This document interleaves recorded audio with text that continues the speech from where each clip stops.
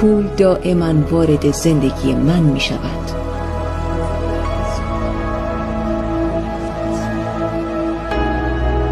هرچه بیشتر هزینه کنم، پول و درآمد بیشتری دارم. پول به سمت من در جریان است. من پولدار هستم.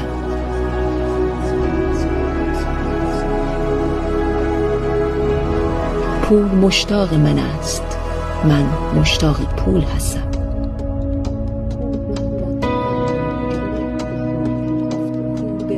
من پول زیادی از کائنات دریافت می کنم.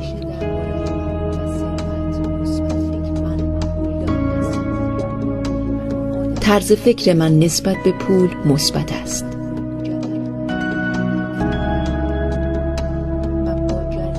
من با جریان رفاه زندگی هماهنگ شدم.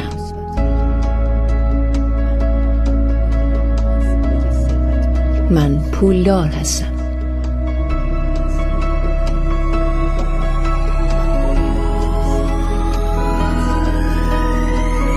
همکنون احساس می کنم ثروت به سمت من سرازیر می شود.